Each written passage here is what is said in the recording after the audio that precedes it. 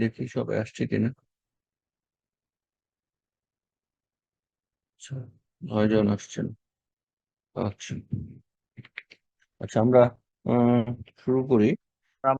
ক্লাসটা যে হয়েছে, স্যার হঠাৎ করে মানে দিয়ে দিছে, বলতেছে যে আজকে ক্লাস নেবে, কিন্তু এটা তো আগে বলা উচিত ছিল, মানে যার কারণে আপনার সাথে আমরা আসলে টাইমটা মিলাইতে পারিনি। না, অসুবিধা নেই, আমরা তো আসলে শেষ করতে চাচ্ছিলাম, আপনাদেরও পরীক্ষা একেবারে গোড়ায় এসে দাঁড়িয়েছে, তাই না? আহ জি স্যার। 16 তারিখ থেকে পরীক্ষা না, এই জন্য আমরা আশা করি যে আজকে না স্যার, 26 তারিখ ছিল। স্যার 26 তারিখ কত? বললো। 26। 26 তারিখ ও, থেকে বললো। জি স্যার। ও, 18 তারিখ থেকে তো পরীক্ষা। হ্যাঁ। 18 তারিখ থেকে পরীক্ষা। ডেন স্যার আবার ক্লাসে, লাস্ট ক্লাসে 26 তারিখ বলতো, তুমি উপস্থিত ছিল না। 26 তারিখ তো শনিবার পরে। হয়তো শনিবার থেকে স্যারে বলছিল, ডেন স্যারে বলছে শুক্রবার শনিবার এই 2 তারিখ কন্টিনিউ চলবে। ওমা। দেখি, আমি ওকে জিজ্ঞেস করি তো। জি স্যার, একটু আপনি একটু দয়া করে একটু জানবেন স্যার পরীক্ষার শিডিউলটা হুম, কেমন হবে।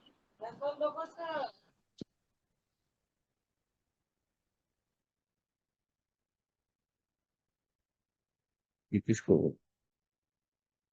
আহ আচ্ছা, আমরা গত ক্লাসে যেগুলা বলেছিলাম এগুলো তো আশা করি আপনাদের খেয়াল আছে, না? আচ্ছা, আজকে আমরা আবার একটু সিলেবাসটার দিকে যাই, ইন এ সেন্স, যাতে করে আপনাদের একটু সুবিধা হয়। আহ, সময় যেহেতু খুবই নিকটবর্তী, কারণ পরীক্ষার ইস্যুটা অবশ্যই অবশ্যই মাথায় রাখা খুব জরুরি। যাই হোক, এই প্রেক্ষাপট থেকে আমি একটু তাড়াও করছি। একটু একটা মিনিট, একটু সঙ্গে দিবেন।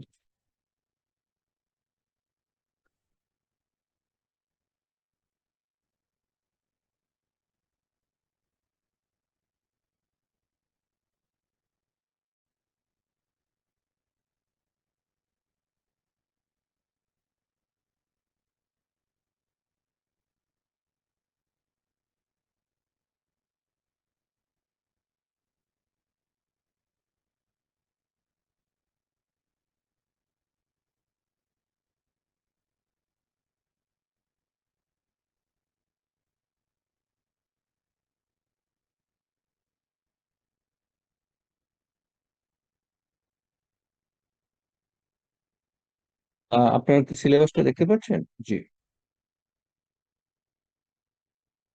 না। হ্যাঁ হ্যাঁ স্যার, আসছে এখন। আচ্ছা আচ্ছা, আমি যে জিনিসটা বলার চেষ্টা করছিলাম সেটা হচ্ছে, উম, গত ক্লাসে তো আমরা এগুলা বলেছি, তাই না? আমরা মর্গানের থিওরিটা ভালো করে দেখতে বললাম, আমরা লিন্সকে থিওরিটাও দেখতে বললাম। It is equally very important, have a look at লিন্সকে থিওরি। এখানে যেমন বললাম এগুলো, ঠিক আছে? আর সভ্যতার ক্ষেত্রে আমরা, মনে আছে হয়তো বলেছিলাম যে সভ্যতা কি, সভ্যতার সাথে সংস্কৃতির সম্পর্ক এবং ধারাবাহিকভাবে বুঝা, অন্তত আহ সভ্যতার পতন এবং বিকাশ বুঝতে গেলে যে জিনিসটার প্রতি আমরা ফোকাস করার চেষ্টা করি, ওইটা একটু পিছিয়ে নিয়ে যাবে।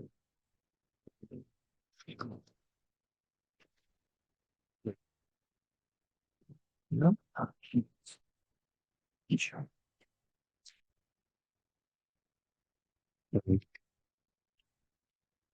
আমরা এখানে মর্গানের বিবর্তনটা অবশ্যই ভালো করে দেখবো। আর এখানে বিভিন্ন সমাজের টাইপ গুলো যদি বলে, তাহলে লিন্সকির ধারণাটা আপনারা দিতে পারবেন। আহ বা যদি অন্যভাবেও আসে, অন্যগুলো একটু দেখে রাখলেন। আহ পুঁজিবাদী উদ্যান, কৃষিভিত্তিক পশুপালন, এই যে সমাজ ব্যবস্থা, লিন্সকির একটা ব্যাখ্যা আছে, সে ব্যাখ্যাটা একটু বোঝার চেষ্টা করা। আহ ঠিক আছে। তো সমাজ কি এবং সমাজের ধরনগুলো কি, এটা একটা। আর হচ্ছে মর্গানের সামাজিক বিবর্তনটা, হ্যাঁ, সমাজ কিভাবে একটা পর্যায়ের পর আর একটা যাচ্ছে, এটা একটু বোঝা। আচ্ছা, এখন পরবর্তীতে আমরা গত ক্লাসে বলেছিলাম সিভিলাইজেশন কি, সভ্যতা কি, এবং সভ্যতা কত প্রকার, এবং সভ্যতার সাথে সংস্কৃতির সম্পর্ক, এবং উম, সভ্যতার উদ্ভব, বিকাশ এবং পতন সম্পর্কিত কয়েকটা থিওরি আছে, সেটা ঠিক আছে। আমরা একটু টয়েনবি থিওরিটা একটু দেখতে বলেছিলাম, যে টয়েনবির আহ সভ্যতার উৎপত্তি বিকাশ সংক্রান্ত খুব ইন্টারেস্টিং থিওরি আছে কয়েকটা, 160 পৃষ্ঠায়। যেমন কি কারণে মানুষ সভ্যতা গড়ে ওঠে, আবার কি কারণে আহ সভ্যতার আবার আর পতন হয়, নানান ভাবে। এই যে বিখ্যাত ধারণাটা একটু দেখা আর কি। এনিওয়ে, আজকে আমরা এখান থেকে একটু বের হয়ে যাওয়ার চেষ্টা করব। আশিরিয়াটাও একটু দেখে নিবেন শর্ট কোশ্চেনের জন্য, যদি থাকে অনেক সময় ইবনে খালদুনের আনসার দিয়ে, আমি জানি না। আচ্ছা, এখন আজকে আমরা দেখব সভ্যতার ক্ষেত্রে সরাসরি, এবং আজকে আমরা শেষ করব ইনশাল্লাহ। সভ্যতার ক্ষেত্রে প্রথম আপনাকে দেখতে হবে, আবারও বলছি, প্রথম আপনি এখানে যেটা দেখবেন সেটা হচ্ছে নদীমাতৃক সভ্যতা বলতে কি বোঝায়। সভ্যতা যে নদী অববাহিকায় গড়ে ওঠে, এক্ষেত্রে এটা একটু ভালো করে একটু বোঝার চেষ্টা করবেন, যে সভ্যতার বিকাশের ক্ষেত্রে নদী তীরবর্তী সভ্যতার যে মৌলিক বৈশিষ্ট্যগুলো আছে, হ্যাঁ, নদীর পাড়ে কেন গড়ে ওঠে। হ্যাঁ, প্রাচীন কালেও যেমন গড়ে উঠেছে, আধুনিক কালেও অনেক সভ্যতা আমরা নদীর পাড়ে দেখি। সুতরাং কৃষির একটা দরকার ছিল, নানানভাবে সেচ ব্যবস্থা। সুতরাং নদী আসলে তখন তো যোগাযোগের একমাত্র মাধ্যম তো নদী ছিল। তো নদী তীরবর্তী, এটা একটা বড় বিষয়। এবং নদী তীরবর্তী সভ্যতাগুলোতে আসলে জলসেচের জন্য এখানে একটা রাষ্ট্র কাঠামো তৈরি হয়েছে। হ্যাঁ, জলসেচ কেন্দ্রিক, কৃষি কেন্দ্রিক, তো এগুলা কৃষিকে কেন্দ্র করে এটা গড়ে উঠেছে। সুতরাং নদী কেন্দ্রিক সভ্যতাগুলো বড়, এবং আপনারা জানেন যে আহ বিভিন্ন নগর রাষ্ট্রগুলো আসলে নদীর পাড়ে গড়ে উঠেছে বিভিন্ন যোগাযোগের সুবিধার্থে। এটা একটা বড় বিষয়। তো এই বৈশিষ্ট্যগুলা একটু দেখা, বড় প্রেক্ষাপটে না হলে মোটামুটি যাতে একটু লিখতে পারেন যে নদী তীরবর্তী সভ্যতাগুলো যতগুলো আমরা বলেছি, নীল নদের তীরে, টাইগ্রিস, ইউফ্রেটিস, সিন্ধু নদের তীরে, হোয়াংহো নদীর তীরে, এসব, ইভেন রোমান এবং বিশেষ করে গ্রিক সভ্যতা, এটাও তো পুরো সমুদ্রের পাড়ে। এই যে এরকম যে আসলে নদীর ভূমিকা এত গুরুত্বপূর্ণ যে এটা যোগাযোগের একটা মাধ্যম হিসেবে কাজ করেছে। কৃষির ক্ষেত্রে এটার একটা বড় ভূমিকা ছিল। এই সমস্ত কিছু মিলিয়ে, এবং সামরিক ক্ষেত্রেও তো অবশ্যই অবশ্যই গুরুত্বপূর্ণ। হ্যাঁ, এই সমস্ত কিছুর জন্য নদী তীরবর্তী জায়গাগুলোতে এটা গড়ে উঠেছে। হুম, তাহলে এটা একটু দেখবেন, দেখার পরে সরাসরি চলে যাবেন আহ সিন্ধু সভ্যতার দিকে। হুম, সিন্ধু সভ্যতার যে বৈশিষ্ট্য সমূহ আছে, মানে ওই হরপ্পা এবং মহেঞ্জোদারোর যে নগর ভিত্তিক সভ্যতা, আহ আমরা হয়তো খুব তাড়াতাড়ি এগুলো আলোচনা করতে হয়েছে। আহ আপনারা একটু বইয়ে একটু দেখে নিবেন, আহ যে সিন্ধু সভ্যতা এবং হরপ্পা এবং মহেঞ্জোদারো, এই যে দুইটা সভ্যতা, যে নগরগুলো কিভাবে গড়ে উঠেছে, স্থাপত্যকলা, হ্যাঁ, মানুষের জীবন চারিত্র কেমন ছিল, ব্যবসা বাণিজ্য, শিল্পকলায় কিভাবে কিভাবে যতটুকু বৈশিষ্ট্য আপনাদের খেয়াল হয়, এই নদী কেন্দ্রিক সভ্যতাটা আর একটা একটা ধারণা নেওয়ার চেষ্টা করবেন। এটা এখানে আমি বারবার বলছি, এটা একটা খুব গুরুত্বপূর্ণ একটা তথ্য। এটা আপনারা এইখানে দেখবেন বেবিলনীয় সভ্যতা, অবশ্যই অবশ্যই। সিন্ধু সভ্যতাটাও দেখবেন, বেবিলনীয় সভ্যতাটাও দেখবেন। এই ক্ষেত্রে বিশেষ করে হাম্মুরাবির আইনের সাথে যদি এটাকে কানেক্ট করে দেওয়া হয়, তাহলেও সেটা দেখতে হবে। তাহলে বেবিলনীয় সভ্যতার এই অংশটাও আমরা দেখব, সিন্ধু সভ্যতাও আমরা ভালো করে দেখব, ব্যাবিলনীয় সভ্যতা দেখব। আমরা প্রাচীন গ্রিসের সভ্যতাটাও দেখব। হ্যাঁ, গ্রিসের সভ্যতার যে বৈশিষ্ট্যগুলো আছে, সামাজিক অর্থনৈতিক, এটাও তো নদী কেন্দ্রিক, তাই না? এখানে একটা কঠিন সমাজ ব্যবস্থা ছিল, হ্যাঁ, তারাও বা এই সমস্ত অবস্থা, ধর্মীয় বিধানগুলো খুব গুরুত্বপূর্ণ। সুতরাং এই গ্রিসের সমাজ ব্যবস্থার, কৃষি সমাজ ব্যবস্থা, অর্থনীতি বা ব্যবসা বাণিজ্য, ধর্মীয়, মোটামুটি এই সভ্যতাটা সম্পর্কেও একটি ধারণা নেওয়ার চেষ্টা করতে হবে। এক, আচ্ছা, তাহলে বড় প্রশ্নের ক্ষেত্রে আমি তিনটা খুব বেশি ফোকাস করার চেষ্টা করছি, ও মানে এই পর্যন্ত। এরপরে আমরা আরেকটা বড় প্রশ্নের দিকে যাওয়ার চেষ্টা করব, সেটা সেটা আসছি আমি। আহ ও আরেকটা, ও, রোমান সভ্যতা, গ্রিক এবং রোমান সভ্যতায় আহ দাস ব্যবস্থার উপর গড়ে উঠেছিল সাধারণত। হ্যাঁ, এই দাস ব্যবস্থার উপর যে গড়ে উঠেছে, এই দাসদের ভূমিকা এই সভ্যতাটা বিকাশে কতটুকু গুরুত্বপূর্ণ, এই জিনিসটা একটু ভালো করে দেখার চেষ্টা করবেন। সুতরাং গ্রিক এবং রোমান সভ্যতাটা আসলে কি, এটা কিভাবে দাস ব্যবস্থার সাথে কানেক্টেড। সুতরাং আমার জায়গা থেকে আমি বলতে পারছি যে যদি সভ্যতার ক্ষেত্রে হয় তাহলে অতি অবশ্যই আপনি সিন্ধু সভ্যতার বৈশিষ্ট্যগুলো, ব্যাবিলনীয় সভ্যতার বৈশিষ্ট্যগুলো, বিশেষ করে হাম্মুরাবি যে আইনগুলো তৈরি করেছেন ওইটার সাথে এই সভ্যতাটা কি যুগপৎ সম্পর্কটা, আহ মিশরীয় সভ্যতা, তাহলে গেল 1 2 3 4টা। আর অবশ্যই অবশ্যই আমি একটু জোর দিব গ্রিস এবং রোমান সভ্যতার সাথে একটু কানেক্ট করা, দাসের দাস ব্যবস্থার সাথে এই সভ্যতা গড়ে ওঠার পিছনে যে দাস ব্যবস্থার ভূমিকা ছিল এটা একটু ভালো করে দেখতে হবে। তাইলে মোটামুটি বড় প্রশ্নের দিকে এরকম বা ছোট যেভাবে হোক এটা এরকম আমি জানি না কিভাবে কি হতে পারে, বাট এগুলো আমি বললাম। হ্যাঁ, আবারও আমি আসবো। আর এই ক্ষেত্রে একটু স্পেসিফিক করে যদি আমি কয়েকটা জিনিস একটু বলি, সেটা হচ্ছে চাইনিজ সভ্যতার ক্ষেত্রে ওই কনফুসিয়াসের দর্শন। আমি বারবার মনে হয় ক্লাসে বলেছিলাম যে চাইনিজ দর্শনটা একটু বোঝা, কনফুসিয়াস দর্শনটা কিভাবে কাজ করেছে চাইনিজ সমাজ ব্যবস্থা বা সভ্যতার বিকাশের ক্ষেত্রে। চীনের ক্ষেত্রে এই জিনিসটা আপনাকে একটু মাথায় রাখতে হবে। আচ্ছা, তারপরে উম, আহ গ্রিক এবং আহ, ও আজটেক, আমরা ওই দক্ষিণ আমেরিকায় আজটেক সভ্যতার যে ধর্ম বিশ্বাস গুলো বা লুকাচার গুলো আছে, ছোট প্রশ্ন হিসেবে আপনারা সেটা মাথায় নিতে পারেন। যে আজটেক সভ্যতার আহ, যে ধর্মীয় বিশ্বাসগুলো কি আছে সেটা আপনারা মাথায় নিতে পারেন। গ্রিক, আমি যেগুলা বলছি এগুলা মাথায় নেওয়া না, এগুলা পড়া। হ্যাঁ, গ্রিক সভ্যতা, গ্রিক যে একটা নগর রাষ্ট্র এবং তার বৈশিষ্ট্যগুলো কি কি আমরা মনে হয় একদিন বলেছিলাম সরাসরি। হ্যাঁ, গ্রিকের নগরগুলোর যে স্পেসিফিক বৈশিষ্ট্যগুলো আছে, তাই না? স্পার্টা এবং অ্যাথেন্স, স্পার্টা এবং অ্যাথেন্স। ছোট প্রশ্ন হতে পারে, বড় প্রশ্ন হতে পারে, কিন্তু এটা একটা গুরুত্বপূর্ণ যে আহ গ্রিসের নগর রাষ্ট্র স্পার্টা এবং এথেন্সের দুইটা আলাদা বৈশিষ্ট্য হবে এবং দুইটা কনস্ট্যান্টলি নিজেদের মধ্যে দ্বন্দ্বে লিপ্ত হচ্ছে। স্পার্টা হচ্ছে মোর সামরিক, আর এথেন্স হচ্ছে মোর ফিলসফিক্যাল। হ্যাঁ, অর্থাৎ জ্ঞান বিজ্ঞানের চর্চাতে এথেন্সে বেশি হচ্ছে, আর এখানে হচ্ছে যে মোর অফ মোর অফ যেটাকে বলছে ওই যে মিলিটারি রুলটা বেশি হচ্ছে। এই দুইটা সভ্যতার বৈশিষ্ট্যগুলা আমরা মোটামুটি শেষ করে ফেলছি।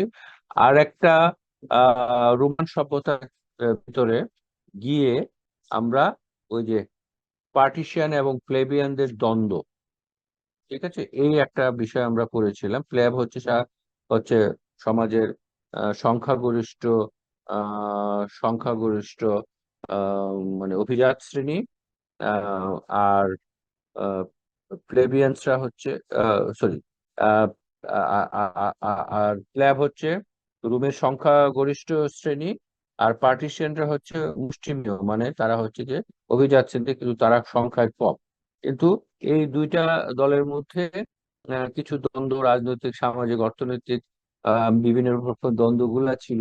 এই দ্বন্দ্বগুলা একটু ধারণা নেওয়া, এবং লাস্ট লাস্ট যেটা আমরা গত ক্লাসে বলেছি সেটা সমাজতন্ত্র এবং সমাজতন্ত্রের বৈশিষ্ট্য সমূহ।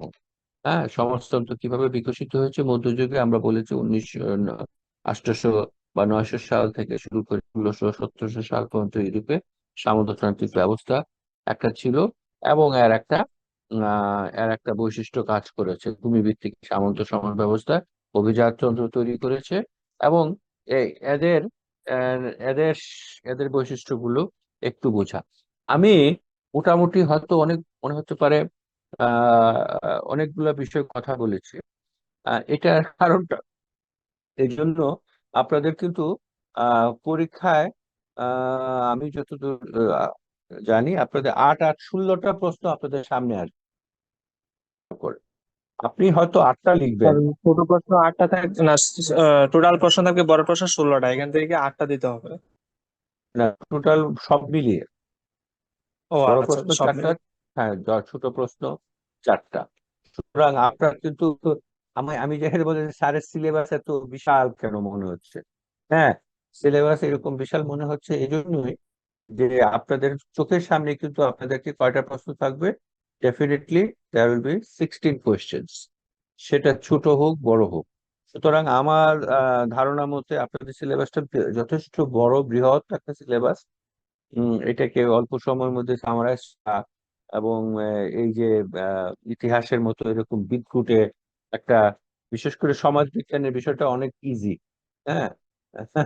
এই যে আমরা যেটা যতটুকু সমাজ বিজ্ঞানের মধ্যে আছে সভ্যতা পর্যন্ত, এরপরে সভ্যতা স্পেসিফিক সভ্যতাগুলো যখন তারা বলছে এগুলো অনেক বেশি কঠিন, আমি এটা মানি। তবে আমি যে প্রশ্নগুলোর কথা বললাম সেগুলো যদি আপনারা মাথায় রাখেন আমার মনে হয় না খুব বেশি সমস্যা হতে পারে। আমি জানি না, তারপরেও আমি কনফিডেন্টলি বা জোর দিয়ে বলতে পারবো না। আহ, তবে আমি মোটামুটি আশা করি যে এগুলা করলে হয়তো বা আপনারা অন্তত চারটা চারটা আটটা কোশ্চেন তো অন্তত লিখে যাওয়ার কথা। আচ্ছা, এখন বলেন তো, আজকে আমরা কি বললাম? আমরা বলেছি, দেখেন খেয়াল করেন, আমরা প্রথমে সাজেস্ট করছি নদীমাতৃক সভ্যতা বলতে আসলে কি বোঝায় আর বৈশিষ্ট্যগুলা কি। দ্বিতীয় বললাম সিন্ধু, হরপ্পা, মহেঞ্জোদারো, এই দুইটা নাগরিক সভ্য মূল বিষয়গুলো একটু ধারণার মধ্যে নেওয়া, এটা খুব গুরুত্বপূর্ণ। ব্যাবিলনীয় সভ্যতায় হাম্মুরাবির আইন বা ব্যাবিলনীয় সভ্যতা হাম্মুরাবির আইনের সাথে কিভাবে সম্পর্কযুক্ত, এটা একটু বোঝা। মিশরীয় সভ্যতার একটা বিস্তৃত পরিমণ্ডল, হ্যাঁ। চায়না সভ্যতার মধ্যে শুধুমাত্র কনফুসিয়াসের দর্শনটাকে একটু ধারণার মধ্যে নেওয়া। আজটেক সভ্যতার মধ্যে আজটেক সভ্যতার মধ্যে ওই তাদের ধর্ম বিশ্বাসটা একটু ধারণার মধ্যে নেওয়া। আমি একটু স্পেসিফাই করার চেষ্টা করছি। আর গ্রিক সভ্যতার মধ্যে আমি স্পেসিফাই করার চেষ্টা করছি গ্রিক নগর রাষ্ট্র দুইটা, স্পার্টা এবং অ্যাথেন্সের বৈশিষ্ট্যগুলোকে কিছু ধারণা নেওয়া। রোমান এবং গ্রিক দুইটা সভ্যতার ক্ষেত্রেই, রোমান এবং গ্রিক, আবারও বলছি, এই দুইটা সভ্যতার ক্ষেত্রেই দাসদের কি ভূমিকা, হুম, এখানে একটা চ্যাপ্টার আছে, এটাকে একটু বোঝা। আহ আবার রোমান সভ্যতার মধ্যে প্লেবিয়ান এবং পার্টিশিয়ানদের যে দ্বন্দ্ব, হ্যাঁ, এই দ্বন্দ্বটা আসলে কেন, কি হয়েছিল, এইটা একটু বোঝা। আর তিন হচ্ছে সামন্ততন্ত্র এবং পুঁজিবাদ, এই দুইটা জিনিস আমরা বুঝছি না, পুঁজিবাদের দিকে আমরা যাইনি, উত্তর আধুনিকতা এগুলোতেও যাইনি, উত্তর আমরা শুধুমাত্র যেহেতু আমাদের সিলেবাসের সংক্ষিপ্ততার জন্য আমরা সামন্ততন্ত্রের পন্থী থাকলাম। আর এইখানে আমরা দেখার চেষ্টা করব সামন্ত ব্যবস্থাটা কি, এবং ওটাও একটা সভ্যতারই একটা অংশ। আর পৃথিবী তো বিকশিত হচ্ছে, তাই না, কৃষি ভিত্তিক সমাজ থেকে সামন্ততান্ত্রিক সমাজ থেকে নিয়ে পরবর্তীতে পুঁজিবাদ এসছে, হ্যাঁ। আহ তাহলে এই সামন্ততন্ত্রের মূল বৈশিষ্ট্যগুলো একটু ধরার চেষ্টা করার, এইভাবে কিন্তু আমি যতটুকু পারি আমি একটু স্পেসিফাই হওয়ার চেষ্টা করেছি। আমি জানি না এটা যদি আপনাদের কাজে আসে খুব ভালো, কিন্তু তারপরেও আমি এটা স্বীকার করি আপনাদের সিলেবাসটা অত্যন্ত বৃহৎ, এটা অল্প সময়ের মধ্যে কভার করা আপনাদের জন্য কতটুকু সম্ভব হবে আমি জানি না, তবে আমি আশা তারপরে করি স্যার একটু আপনারা। মানে পরীক্ষার আগে দিয়ে স্যার আমার যদি আর একটু রিভাইজ করে দিতেন, মানে 20 মিনিট একটু হ্যাঁ, ক্লাস নিলেন স্যার, মানে হ্যাঁ, হ্যাঁ, আর একটু আমার কোনো- সাংখ্যিক ধারণা দিয়ে দিলেন আপনাদের আপনারা একটু এখন যেটা করবেন, আমার আমার একটা কথা শুনেন, আমার একটা কথা শুনেন, সেটা হচ্ছে আপনারা এখন যে আমি আমি আজকে এবং গতদিন যে টপিক গুলার কথা বললাম, মোটামুটি ভেরি জি স্যার। স্পেসিফাইড বা এর আনুষঙ্গিক সেগুলো, আপনারা এগুলা একটু এখন দেখবেন, হুম। জি আর স্যার। এগুলা একটু দেখবেন, এগুলার মধ্যে যদি কোনোটা মনে হয় যে আমাদের ফার্দার আলোচনার সুযোগ আছে, তাই না, আমরা পরীক্ষার জি আগে স্যার। এগুলা এগুলা নিয়ে আবার একটু বসবো। হ্যাঁ, যে কোনো সময় আমাকে বলবেন। হ্যাঁ, আমরা এটা নিয়ে আমরা একটা পরীক্ষার আগে একদিন আমরা অবশ্যই বসাই উচিত, আমরা একদিন বসবো, স্যার ঠিক আছে। তাহলে স্যার আমরা এখান থেকে আপাতত ধরে নিচ্ছি সিন্ধু উপত্যকা সভ্যতা, বেবিলনীয় সভ্যতা, তারপর হচ্ছে চীনা সভ্যতা, আজটেক চীনা সভ্যতা, সভ্য তারপর হচ্ছে গ্রিক না সভ্যতা, না রোমান মিশরীয়, সভ্যতা। আপনারা সব লিখেছেন কিনা আমি জানি না। মিশরীয় সভ্যতা, মিশরীয় সভ্যতা আর চাইনিজ সভ্যতার মধ্যে, বিশেষ করে চাইনিজ সভ্যতার মধ্যে ওই যে কনফুসিয়াসের দর্শন বা চাইনিজ দর্শন, হ্যাঁ, এটা আজটেক সভ্যতার মধ্যে আমি কি বলেছি বলেন তো? ধর্ম আজটেক বিশ্বাস। আস্তিকদের ধর্মীয় বিশ্বাস। হ্যাঁ হ্যাঁ, ধর্মীয় বিশ্বাস এবং লোকাচারের ধরনটা কি এটা সম্পর্কে একটু ধারণা নেওয়া। আর গ্রিক সভ্যতা বা রোমান সভ্যতার ক্ষেত্রে একটু বিস্তৃত ভাবে কিন্তু আমরা কয়েকটা ডাইমেনশনে বলার চেষ্টা করেছি। একটা হচ্ছে গ্রিকের নগর রাষ্ট্রগুলো সম্পর্কে, ঠিক আছে। আর রোমান সভ্যতার ক্ষেত্রে বলেছি পার্টিশন এবং প্লেবিয়ানদের মধ্যে দ্বন্দ্বের কারণটা কি, এবং গ্রিক এবং রোমান দুইটার ক্ষেত্রেই বলেছি যে দাস ব্যবস্থার সাথে এই সভ্যতার বিকাশের কি সম্পর্ক। ঠিক আছে, আমি কি বোঝাতে পেরেছি একটু স্পেসিফাই জি স্যার। করে জি জি স্যার। স্যার। হ্যাঁ এগুলা। তারপর সামন্ততন্ত্র কিভাবে বিকশিত হয়েছিল এবং সামন্ততন্ত্রের বৈশিষ্ট্যগুলো কি, ঠিক আছে, এগুলা। এবং আমার মনে হয় এগুলা প্রত্যেকটা জিনিস হয়তো আপনাদের সিলেবাসটা তো আসলে দুইটা ভাগে বিভক্ত, একটা হচ্ছে সমাজ আর একটা হচ্ছে সভ্যতা। সভ্যতার অংশটা সত্যি একটু কঠিন, সময়কারীকে একটু মনে রাখা বা বিশেষ করে বৈশিষ্ট্যগুলো যতটুকু পারে মনে রাখা। আমার মনে হয় একটা তারপর ব্যালেন্সিং হবে। স্যার, স্যার, তারপর যথেষ্ট আপনি দিচ্ছেন, আপনার নোট গুলাও দিচ্ছেন, অনেক ভালো লাগছে এই স্যার। আমার মনে হয় আরো এটা পেয়ে যাবেন হয়তো, বলে আশা দিচ্ছেন। করি। হ্যাঁ, জি স্যার। আমার মনে হয় আহ তারপরেও আমরা আবার বসার চেষ্টা করব, কারণ আমি তো ইতিহাসের ছাত্র না, আমার কাছে ওই সভ্যতার অংশটা খুব বেশি নিজের কাছেও খুব বেশি ভালো লাগে, বিশেষ করে সমাজ বিজ্ঞানের যে বিষয়গুলো আহ ওই জিনিসগুলো আসলে আমাদের জন্য অনেক সুবিধা হয়। আপনি খুব ফ্রিলি লিখতে পারবেন সমাজের উৎপত্তি বিকাশ, জি তাই স্যার। না? আপনারা জি দেখবেন স্যার। খুব ফ্রিলি লেখার একটা সুযোগ আছে। ঠিক আছে, আমরা কোনো সমস্যা নাই, আমরা পরীক্ষার আগে আমাকে নক করবেন, পরীক্ষার আগে আমরা জি স্যার, বসবো। পরীক্ষার আগে অবশ্যই স্যার নক দেবো স্যার। আর একটা অনুরোধ, অনুরোধ স্যার আপনার কাছে স্যার, মানে যেহেতু স্যার অনেক বড় সিলেবাস, আর স্যার স্যার আমরা অনেক সবাই তো ব্যস্ততা, বিশেষ করে বাবা স্টুডেন্ট আমরা, সবাই হ্যাঁ খুব আলাদা ব্যস্ত, আলাদা খুবই ব্যস্ত। পেশাগত ভাবে ব্যস্ত থাকি। স্যার আরেকটা রিকোয়েস্ট, মানে আপনি একটু পরীক্ষার আগে দিয়ে আমাদের একটু ছোট করে যদি একটু হিন্ট দিয়ে দিতেন, যে তাহলে আমাদের জন্য একটু পড়া সহজ না হতো। আমি যদিও স্যার অনেক ছোট করে দিয়েছেন স্যার, ভালো আমি লাগছে স্যার, আমি অনেক আমি এর থেকে ছোট করাটা খুব রিস্কি হয়ে যাবে আপনাদের জন্য। কারণটা বলছি, আমি যতটুকু পেরেছি, এরপরে এরপরে এরপরটা আমি দায়বদ্ধতার কারণে আমি নিতে পারবো না। আমি হয়তো বলতে পারবো আরো ছোট, কিন্তু আমি দায়বদ্ধতার কারণে নিতে পারবো না, ইন এ সেন্স যদি ইন কেস এত এটা তো ছোট প্রয়োজন নেই, মানে ধরেন দুইটা আমাদের একটা এরকম দুইটা তিনটা করে দিবেন। কোশ্চেন যদি মডারেশন, কোশ্চেন তো তাদের মডারেশন হয়। আমি তো হ্যাঁ ঠিক আছে, আমি যেগুলা রেলিভেন্ট মনে করেছি আমি তো আমার আমার ধরেন 16 পৃষ্ঠা, 17-18টা বিষয় হয়তো বলেছি। এগুলা হয়তো আমি একটা সাজেশন তাদেরকে দিয়েছি হয়তো, বা এই আলোকে হয়তো আমি বলছি, কিন্তু তারা তো মডারেশন করে যদি তারা আহ, বিস্তৃত পরিসরে চেঞ্জ করে ফেলে, আমার মনে হয় না খুব বেশি তারা চেঞ্জ করবে, কিন্তু খুব বেশি চেঞ্জ করে ফেললে তখন আপনার বিপদে পড়বেন। আমি কি স্যার বোঝাতে পেরেছি? বুঝছি। তারপরেও হ্যাঁ স্যার আপনি একটু দেখেন প্রশ্নের হ্যাঁ কোয়ালিটিটা দেখে, তারপরে আমাদের একটু হিন্ট দিলেন হ্যাঁ স্যার। তাহলে হ্যাঁ। আমাদের বলে দিলে স্যার, দেখা গেল স্যার আমরা পারবো না। না আমি আমি এটাই বলছি, আচ্ছা ঠিক আছে, তারপরও তবে আমি বলছি না একটা রিস্ক ফ্যাক্টর থেকে যায় আপনাদের জন্য, তাই না? আর সব থেকে হ্যাঁ বড় সমস্যা হবে হচ্ছে সভ্যতার সময়কাল, তারপরে বিভিন্ন যারা শাসন না, করছে এদের নাম, এগুলা নিয়ে একটু সমস্যা স্যার। হ্যাঁ এগুলো একটু সমস্যা, খাতা তো আলটিমেটলি আমার কাছে আসবে না, অসুবিধা নাই, একটা সময় তো আসবে।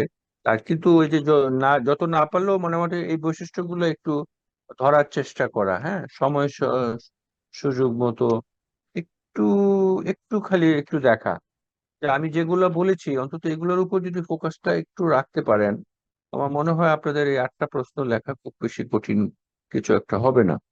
ওই যে যেমন গ্রিক জি না সভ্যতা স্যার। যদি এভাবে বলে যে থেকে হেলেনিক সভ্যতা কেন বলে, ফর এক্সাম্পল আমি হয়তো একভাবে লিখলাম, তারা হয়তো আরেকভাবে বলে ফেললো, তখন আপনাকে আসলে কনফিউজ হওয়ার কোনো সুযোগ নেই। যদি বলেন গ্রিক নগরাষ্ট্র সম্পর্কে বলো, এবং তারা এটা না বললে যদি সরাসরি বললো স্পার্টা সম্পর্কে বলেন বা এথেন্স সম্পর্কে বলেন, মানে তখন আপনি মানে কি প্রশ্নের শিরোনাম গুলা একটু চেঞ্জ করে দিবে, মানে একটু ঘুরে দিবে, এরকম আর কি হতে পারে। হ্যাঁ যদি এরকম বলে তখন আপনি কি করবেন, তাই না? তো এই জন্য একটু ব্রডলি মাথায় রাখাটা মনে হয় একটু ভালো হবে। হ্যাঁ, আহ এটাই আমি, আমার কথাটা হচ্ছে এটাই। তারপরে আমরা পরীক্ষার সময় আরো স্পেসিফাই হওয়া যতটুকু সম্ভব একটু স্পেসিফাই হওয়ার চেষ্টা করবো, না কোনো সমস্যা নাই। জি স্যার, বাট অবশ্যই স্যার। ধন্যবাদ স্যার, অনেক হ্যাঁ, স্যার কিন্তু বেস্ট করছেন তার স্যার, ভালো লাগছে। কিন্তু তারপরেও কিন্তু এটা রিস্ক থেকে যায়, অনেক রিস্ক থেকে যায়।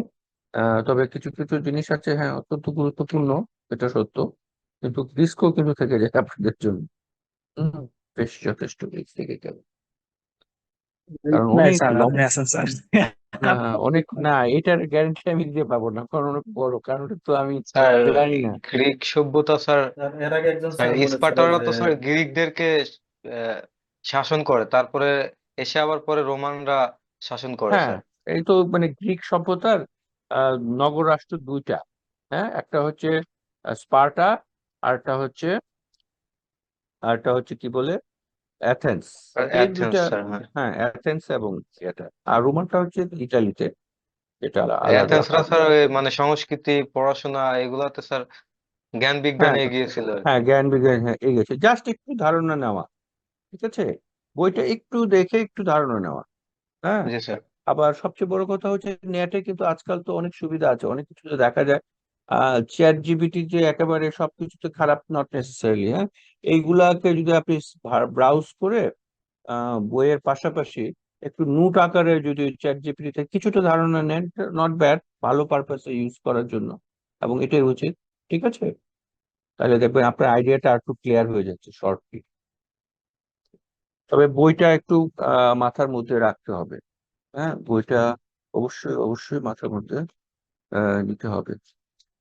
আচ্ছা, আপনারা আগামী শুক্রবারে কি ওখানে যাবেন? আমার মনে হয় যে আমরা মোটামুটি এখানে শেষ করি। হ্যাঁ, আহ, স্যার এখানে জি শেষ স্যার করা ভালো, তাহলে শুক্রবারে আগামী ক্লাসে আসবো স্যার। শুক্রবার আসার প্রয়োজন নাই মনে করি স্যার। যে স্যার আগামী ক্লাসে অন্তত আপনার কাজটা মানে প্রয়োজন নাই, এটা বলতেছি। হ্যাঁ, আমি তো দুইটা ইয়াতে দিন অন্তত এই জন্য রেখেছি, আমি ওখানে না যাই, আমরা বরং কোনো প্রয়োজনে হলে আমরা যে কোনো সময় আপনি আমাকে নক দেবেন, যে কোনো সময়, কোনো সমস্যা নেই। হ্যাঁ, আমরা জি স্যার। এগুলো নিয়ে, আমার মনে হয় না ওটার প্রয়োজন আছে। তবে সিআর কে আছেন ক্লাসে? জি স্যার। আপনি কি আগামী ক্লাসে যাবেন তো না? জি আমার স্যার ক্লাসের আমি জন্য আসবো। বলছি না। আচ্ছা, যদি যান, আপনি পারভিন ম্যাডামের কাছে আমার অ্যাটেন্ডেন্সটা একটু দিয়ে দিবেন প্লিজ। G sir. উনি বলেছে, বা আমাকে একটা হোয়াটসঅ্যাপে দিয়ে রাখতে পারেন। হ্যাঁ, জি স্যার আমি দিয়ে আপনারা, দেবো স্যার। আমার মনে হয় 23-24টা ক্লাস হয়েছে মনে হয়, খুব সম্ভব। জি স্যার। হ্যাঁ, মোটামুটি সবগুলোই হয়েছে প্রবাবলি। তো জি স্যার। ওইটা অ্যাটেন্ডেন্স দিয়ে আপনি একটু যদি আমাকে বা পারভিন ম্যাডামকে একটু দিয়ে রাখেন, ওটা আমার জন্য একটু উপকার হবে। জি স্যার ঠিক আছে, আপনাকে হোয়াটসঅ্যাপে আর দিব, আর ওটা কপিটা ম্যাডামকে জমা দিয়ে দেবো স্যার। ম্যাডামের কাছে একটু দিয়ে দিন। আর জি স্যার। যেটা হচ্ছে সেটা হচ্ছে,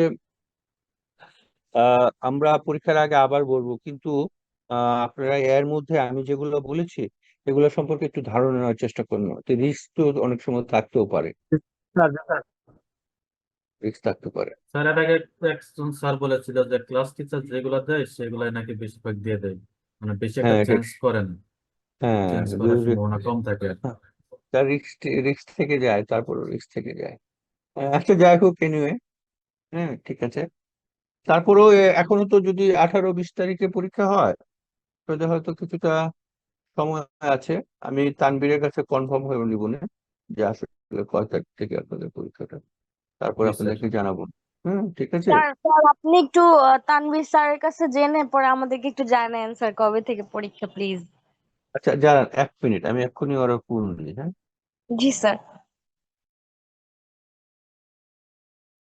26 তারিখে হবে তোমার। গতকাল ক্লাসে ক্লাসে যখন ছিলাম তখন তানভীর স্যারে বলছে যে 26 তারিখে ব্যাপারে। আমি জিজ্ঞেস করছিলাম স্যার প্রথম ক্লাস কি বাংলা হবে? কয় নট শিওর, বাট বাংলা হওয়ার সম্ভাবনা। আচ্ছা, স্যার ফোন দিছে, একটু জানুক পরে আমরা কথা হ্যাঁ বলি। হ্যাঁ, বলছিল যে তোমার সোমবারে রুটিন পাবলিশ করে দিবে, কিন্তু এখনো তো করে নাই। আমি ওয়েবসাইট চেক দিছিলাম। সবার পরীক্ষা ভালো হবে, যদি একটু ঘুরতে টুরতে যান আর কি। আচ্ছা, এই সব অভিজিৎরে তো বলছিলাম যে কথা নিয়ে আসেন, সব আলোচনা মানে আমাদের পরীক্ষা গ্রুপে করব। হবে তখন কথা দিয়ে বাড়ি যেতে হবে। আচ্ছা, বেশি এই কথাগুলো এখানে না বলি, আমাদের গ্রুপে বলি। আমরা আমাদের গ্রুপে বলবো, এখন চুপ।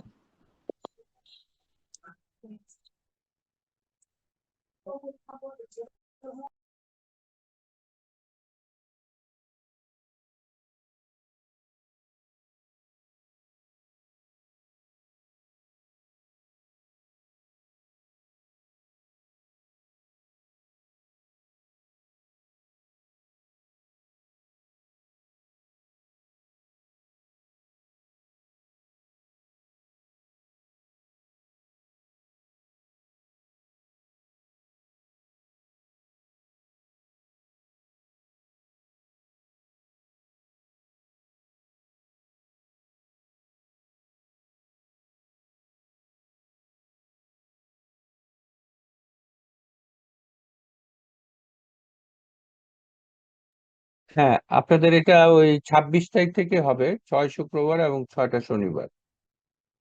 ঠিক আছে? হ্যালো, আপনাকে আমার 26 তারিখে শুনতে শনিবার। হ্যাঁ, জি স্যার 26 তারিখ, 6 শুক্রবার এবং ঠিক 6 আছে স্যার, ধন্যবাদ। হ্যাঁ, সুতরাং আপনাদের এখনো কিছুটা সময় আছে। হ্যাঁ, কোনো সমস্যা নাই আশা করি ইনশাল্লাহ। আর আহ, অন্তত আহ আহ, কয়েকটা সভ্যতা তো খুবই গুরুত্বপূর্ণ, এগুলা তো যে কোনো যে প্রশ্ন করুক এগুলো তো আসবেই, যেমন ব্যাবিলনের সভ্যতা, সিন্ধু সভ্যতা, রোমান এবং গ্রিক সভ্যতা, চাইনিজ সভ্যতা আছে, ঠিক আছে।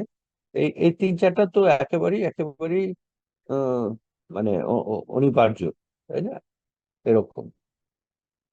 আচ্ছা, ঠিক আছে, আমরা তাইলে একটু দেখে আসবো। দেখার পরেও যদি আমাদের অন্য কোনো বিষয়গুলো থাকে আমরা পরে আবার কথা বলবো। আহ জি স্যার ইনশাল্লাহ। আমরা এর মধ্যে আপনারা একটু দেখার চেষ্টা করবেন ইনশাল্লাহ। ঠিক আছে, জি আর স্যার। বইটা দেখবেন। আর কোনো মেটেরিয়াল যদি মনে করেন আমি দেই নেই, আমাকে একটু নক করবেন, আমি আবার দেওয়ার চেষ্টা করবো ইনশাল্লাহ। জি ঠিক আছে, স্যার একটু ইনশাল্লাহ। আমি যেগুলা বলেছি সবচেয়ে ভালো হয় এগুলা নিজেদের মধ্যে একদিন আলোচনা করা, নিজেদের গ্রুপে থাকে যে যে ইস্যুগুলা বলেছি, বা যারা ক্লাসে অ্যাটেন্ড করেন নাই বা অ্যাটেন্ড করতে পারেন নাই তাদের সাথে একটু শেয়ার করা সিলেবাসটা বা সাজেশন গুলো। হ্যাঁ, এটা একটু জরুরি। সবাই সবাই সবাই পাশ করতে হবে না, একজন গিয়ে পাশ করলে তো হবে না। হ্যাঁ, 10 মিলে করি কাজ, স্যার, স্যার। আরে জিতে না। জি স্যার। ঠিক আছে, তাহলে ভালো থাকবেন সবাই। হ্যাঁ, আর জি হাসান স্যার, স্যার, আপনি ভালো থাকবেন স্যার। আচ্ছা সিয়ার সাহেব, আপনার নামটা আসলে ভুলে গেছি, কি জানি নাম? আব্দুল হাই। আব্দুল হাই সাহেব, হ্যাঁ। আপনি একটু কাইন্ডলি ওই পারভিন ম্যাডামের কাছে এটা একটু জি পৌঁছে স্যার দিন। আমি দিয়ে দিব স্যার। জি স্যার। আচ্ছা, থ্যাংক ইউ সো মাচ। হ্যাঁ, জি, ভালো আসসালামু থাকবেন। আলাইকুম। ওয়ালাইকুম আসসালাম। ভালো থাকবেন সবাই। হ্যাঁ, দেখা হবে। আর কোনো কথা টথা বললে আপনারা মনে কষ্ট পেলে মাফ করে দিবেন। হ্যাঁ, না ঠিক স্যার আছে। স্যার আপনি আমাদেরকে হ্যাঁ, মাফ করে দিবেন যদি না কষ্ট পেয়ে স্যার থাকে। আপনি না না না, খেয়াল স্যার রাখবেন। আপনি আমি যেভাবে সুন্দর করে বুঝায় আমাদের বলছেন কিংবা না ক্লাসে যত সুন্দর না করে বলছেন আমার কাছে মনে হয়েছে পার্সোনালি আপনার ক্লাসগুলো সব সুন্দর মতো গুছানো ছিল এবং আপনার বিহেভিয়ারও আমাদের প্রতি না খুব পলাইট ছিল। আমরা থ্যাঙ্কফুল না, আপনার কাছে। আমরা না, থ্যাংক ইউ, আমার তো এটাই তো আমাদের কাজ। তারপরেও মানুষের কথাবার্তা অনেক প্রবলেম হয়, শিক্ষক হলেও তো মানুষ। হ্যাঁ, ভুল তো মানুষেরই হয়। আর সবারই আমাদের একটা পার্সোনালিটি আছে, একটা রেসপেক্ট আছে, আমরা সবাই স্যার সে আপনি তো বলেছেন স্যার সবার নর্মস এন্ড ট্রেডিশনকে দিতে হবে, সম্মান করতে হবে স্যার।